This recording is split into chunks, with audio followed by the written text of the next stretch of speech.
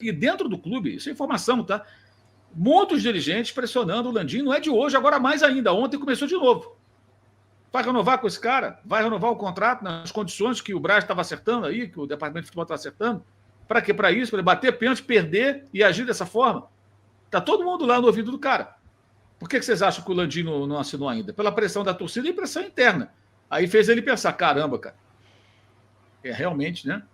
Aí segurou.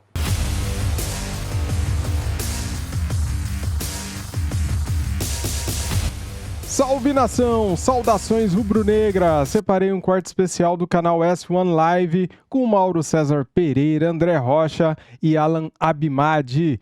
Eles falaram sobre o desempenho do Flamengo diante do Vasco, né? Um empate melancólico do Flamengo contra o Vasco e a coisa não está nada boa para o lado do Gabigol.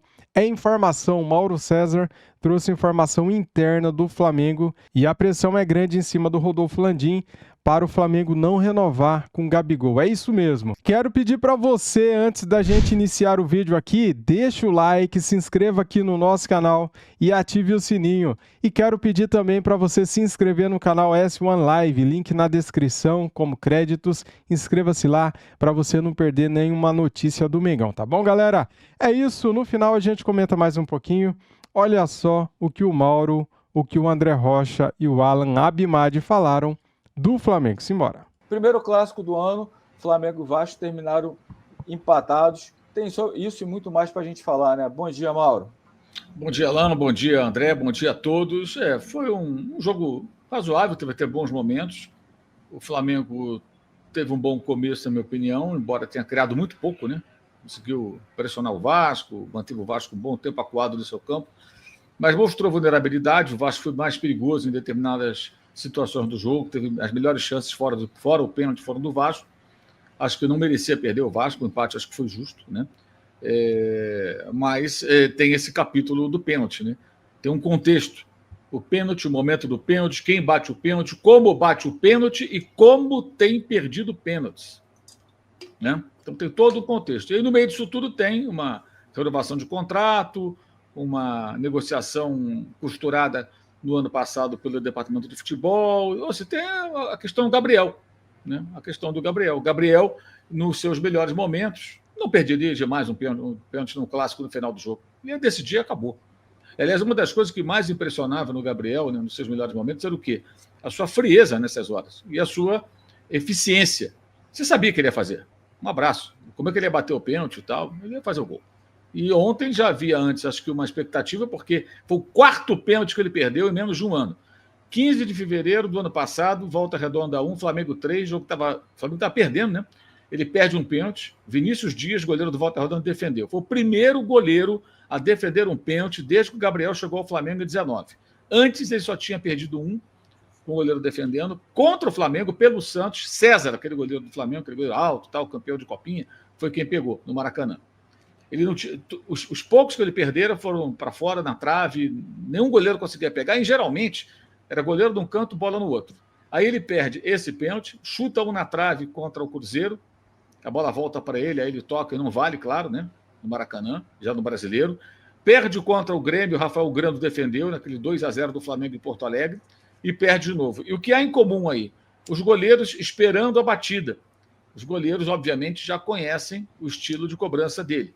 E no momento decisivo de um clássico, final de jogo, não dá para arriscar, né? Poderia ter sido uma cobrança de mais segurança, ou algo que o André fala há muito tempo, e eu concordo, sempre repito isso aí, a necessidade de o Gabriel diversificar a maneira como finaliza, obviamente dos pênaltis também, né? O goleiro tem que pensar, como é que esse cara vai bater esse pênalti?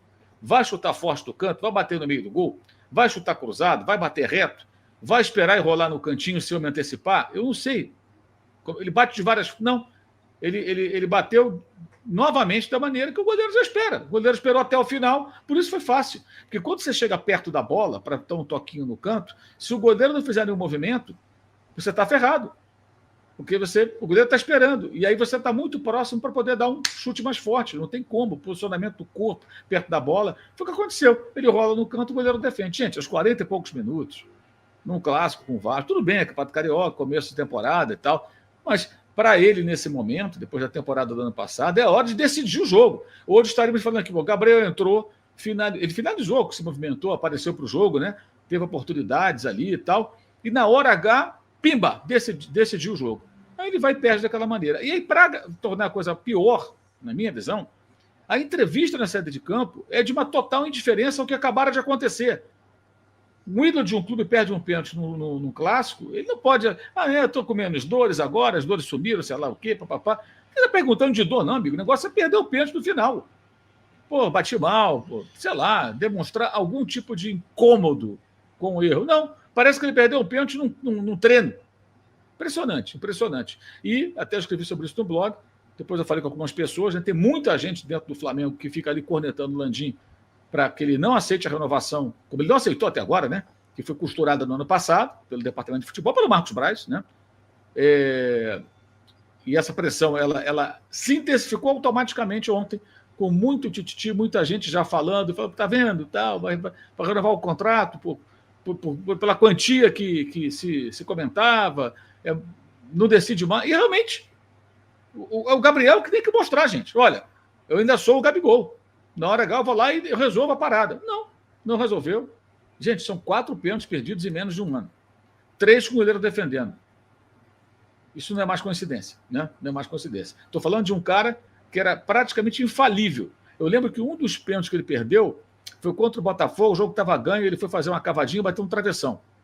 Estava 2-0, uma coisa assim, o jogo estava ganho. Ele foi fazer uma graça e perdeu.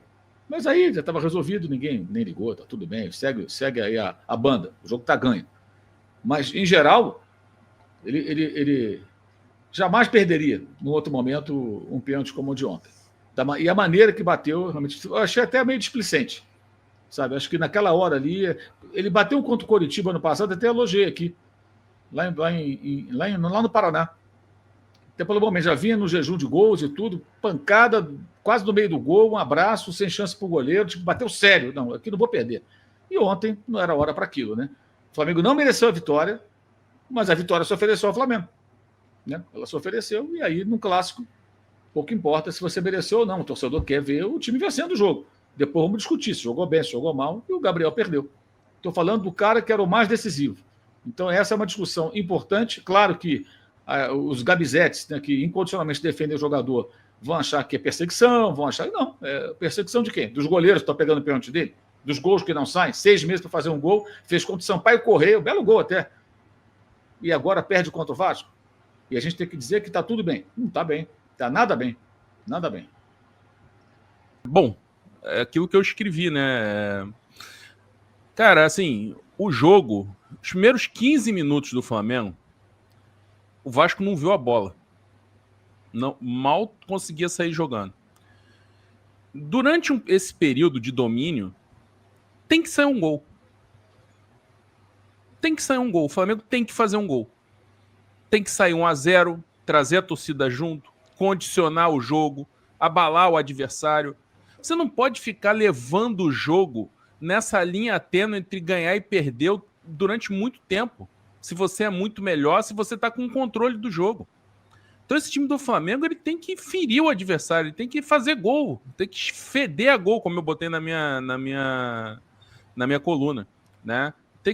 Quantos jogos, aí a gente é obrigado a voltar, né? A era do... Eu me lembro de um Fla-Flu, já em 2020, Campeonato Carioca. O Flamengo com 10 minutos estava ganhando 2-0. Depois o jogo se enrola, o Flamengo cansa, porque naquela época mal tinha feito pré-temporada e tal, e era um dos primeiros jogos. O Flamengo cansa no segundo tempo, o Fluminense reage e tal, mas o Flamengo consegue ganhar de 3-2. Aqueles 2-0 foram fundamentais no começo do jogo, para o Flamengo ganhar o jogo. Então isso tem que ser retomado, esse time tem que ter mais contundência, tem que ter, não pode ser essa coisa... por exemplo, aquela cruzamento do Varela, a cabeçada do Arrascaeta, aquela cabeçada do Arrascaeta tinha que ser um tiro no gol. O cara tinha que cabecear com muita assertividade ali para botar a bola na rede, ponto final. Porque, veja, essas falhas defensivas que o Flamengo demonstra, e todo time que tem proposta ofensiva demonstra, ainda mais num começo de temporada, um começo de trabalho, e também não vamos tapar o sol com a peneira, tem a carência ali da lateral direita, acho que isso agora está bem escancarado, né? Então, isso tem que ser, o Flamengo tem que priorizar isso, se não agora, mas no meio do ano, tem que resolver isso, né? Mas, então, o Lucas Piton ganhou fácil o duelo ali com o Wesley. E criou aquela jogada que é uma jogada manjada, antiga, mas que é difícil de marcar. Que é o cruzamento de um lateral e o centroavante lá em cima do lateral adversário do outro lado, que normalmente é um jogador mais baixo, mais frágil, mais fraco. Você ganha no alto e leva vantagem. O centroavante alto sai dos dois zagueiros e vai disputar a jogada com o lateral. Jardel, naquele Grêmio do Filipão, metia rios de gols assim. O Arce ia pela direita, cruzava, o Jardel subia com o lateral direito adversário, saco.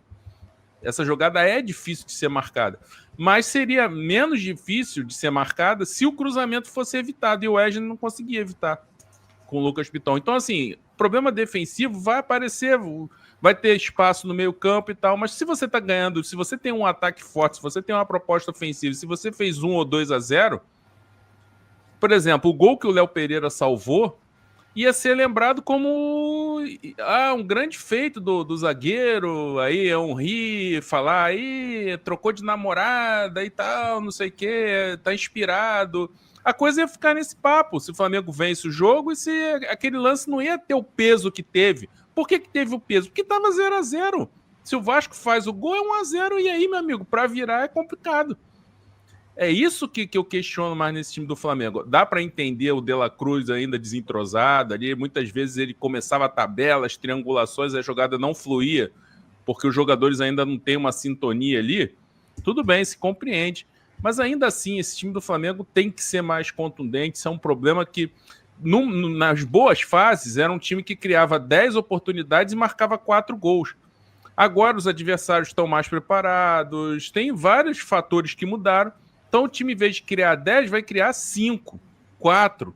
E aí tem que ser mais efetivo. Não pode ser essa coisa de daqui a pouco a gente faz o gol, a gente a qualquer momento a gente vai conseguir. Não, porque é muito frequente isso. O Flamengo tem um período de domínio completo no jogo e não conseguir fazer gol.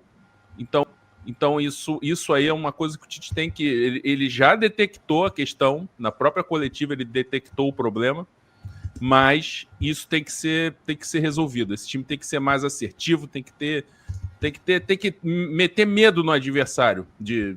Tipo, eu tenho que entrar aqui ligado, que senão é 2-0 logo com 15, 20 minutos. E o Flamengo tem domínio para isso, teve domínio para isso no jogo e ficou 0-0. Ficando 0-0, amigo, fica ali no risco de ganhar ou perder o jogo todo. Poderia ter vencido no pênalti do Gabriel, mas aí o Mauro já falou muito bem, né? Os goleiros já estão pegando a manha de esperar até o final. O Gabriel nunca bateu forte pênalti, ele sempre rolou para dentro do gol. Agora ele vai ter que arrumar um outro jeito e o Flamengo também vai ter que arrumar outro batedor.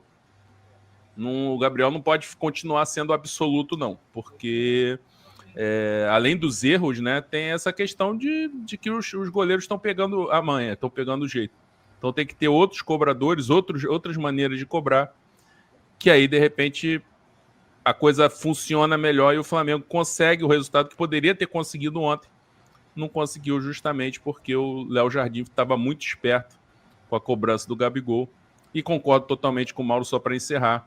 A entrevista do Gabigol logo depois foi de uma indiferença que não dá para aceitar. Ainda mais com um cara com débito que ele está pela temporada 2023. Não dá para aceitar esse tipo de postura do jogador, né? O Alan, fala, Mauro. Eu só queria aproveitar o gancho do André. Claro. Concordo. O Tite deveria começar a colocar os jogadores para treinar pênalti. Chamar um por um ali. O De La Cruz, gosta de bater pênalti? Vamos ver como é que você sai. Vamos ver como é que ele se sai. Ele bate falta, né? Vamos ver se é um bom cobrador de pênalti, né? O Arrascaeta, você está a fim de treinar pênalti para bater? Não é um grande cobrador, Arrascaeta não, né? Mas quer treinar, quer melhorar isso. Pedro, para tirar o Gabriel dessa zona de conforto. Ele perdeu 4 em um ano. 3 com o goleiro defendendo. Então ele precisa... quer ser... Então você tem que ser o melhor, cara. Não é mais essa garantia. E a questão da indiferença era para o técnico, O dirigente alguém tem que chamar. No caso ali, acho que é mais para o dirigente do que para o técnico. Porque é uma questão com o clube, não é com o time só, entendeu? É com o clube, com a torcida. Você sai de campo ali e não demonstra, tá nem aí. Imagina o seguinte, como é que o torcedor saiu do Maracanã ontem, do Flamengo? O cara saiu o pé da vida, falou, porra, cara, deixamos escapar a vitória, cara. E o torcedor do Vasco saiu grandão, falou, porra, escapamos, nosso goleiro pegou um pênalti do jogador dos mais importantes dos caras. Então, o jogador tem que sentir isso. Isso é relevante. Ele não é ídolo. Não é ídolo? Ora, o ídolo que não entende o sentimento do torcedor do seu clube, aí ele sai ali, não aconteceu nada. Não aconteceu nada. Aí você põe isso do combo da entrevista que ele deu, entrevista daquele bate-papo lá no podcast e tal, mesma coisa. Falando de Corinthians e tal, de favela, não sei o quê, né? Então, assim, cara, é um combo de situações que são muito estranhas, com uma permissividade absurda. E dentro do clube, isso é informação, tá? Muitos dirigentes pressionando o Landim, não é de hoje, agora mais ainda. Ontem começou de novo. Vai renovar com esse cara? Vai renovar o contrato nas condições que o Braz estava acertando aí, que o departamento de futebol estava acertando? Para quê? Para isso? Para ele bater pênalti, perder e agir dessa forma? Está todo mundo lá no ouvido do cara. Por que vocês acham que o Landim não assinou ainda? Pela pressão da torcida e pressão interna. Aí fez ele pensar, caramba, cara. Realmente, né? Aí segurou. Mas ele tem um problema que é, se não renovar, o cara sai de graça, vai para um outro clube no ano que vem e ele tem medo do quê? Do Gabigol voltar a ser Gabigol, né? O Gabriel voltar a ser Gabigol e ele ser o presidente que deixou o Gabriel escapar. Então, é um dilema, mas tem que resolver. Ele vai ter que resolver de alguma maneira. Dentro do clube, até algumas pessoas já me falaram, olha, do mundo ideal, tá? Não estou dizendo que eu pense assim, não. Eu até acho, eu estou cada vez mais inclinado a pensar assim. Para o Flamengo, no mundo ideal, seria fantástico uma proposta de fora que o seduzisse, que ele fosse embora, o Flamengo ganhasse algum dinheiro, mesmo que não seja tanto quanto pagou, porque aí é difícil, né, o contrato tá no final, e acho até que ele já se pagou. Ele é um jogador histórico do clube, isso aí não se discute. Os feitos dele pelo Flamengo, isso aí é bobagem discutir, né? Acho eu. Mas se pintasse algum caraminguá e ele seguisse para um outro clube no exterior, para ganhar o dinheiro dele, seguir a carreira dele, o Flamengo já fizesse um caixa aí, esse seria o mundo ideal. Porque passa cada vez mais uma sensação de ciclo encerrado, gente. Pô, ele pode dar a volta? Pode. Tomara que ele dê a volta por cima, que ele volte a ser um grande jogador do Flamengo, que ele faça gols. Ninguém está torcendo contra ele, mas a gente está constatando. Depende dele, né? Não, depende dele, aí ele perde o pênalti, batendo daquela maneira. Se eu sei, você sabe, o André sabe, você que nos acompanha sabe, que ele perdeu 3 antes desse, menos de um ano, e foi o 4º. Ele também sabe, pô. Ora, bolas. Ele sabe, ele lembra bem como é que os goleiros agiram. Sem contar outros pênaltis que eventualmente ele converteu, que o goleiro foi perto da bola. Ele tem esse sentimento, obviamente, dentro de si. E aí ele bate daquele jeito e perde. Não dá, gente, não dá. E tratar com aquela indiferença. Onde já se viu, gente? Que isso? Onde nós estamos?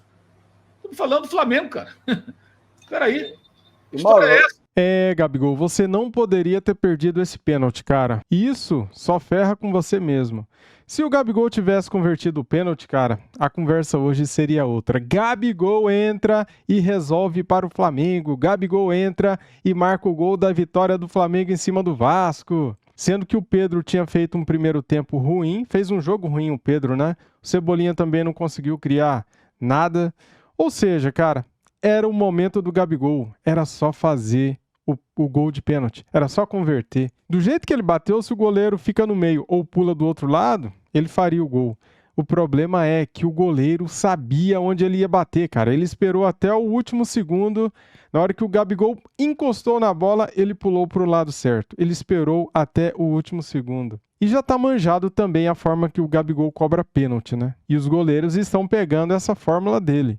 Antigamente, ninguém pegava os pênaltis do Gabigol porque ele deslocava sempre o goleiro.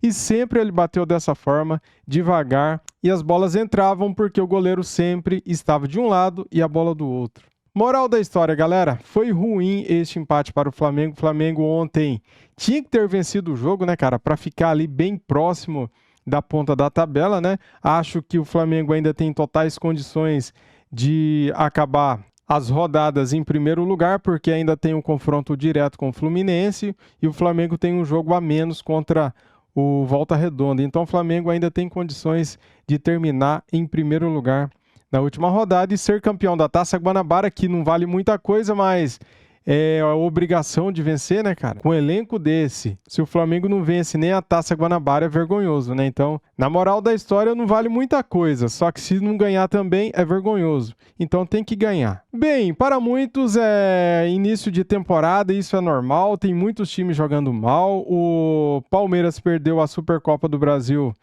para o São Paulo nos pênaltis, foi um jogo fraco também, não teve muitas emoções.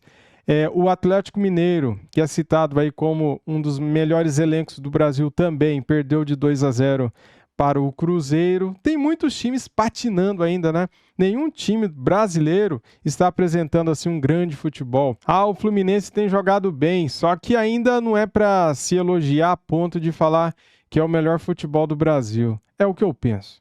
Valeu, galera, muito obrigado a todos. Antes de sair do vídeo aqui, deixa o like, se inscreva aqui no nosso canal e ative o sininho. Tamo junto, saudações rubro-negras, fui!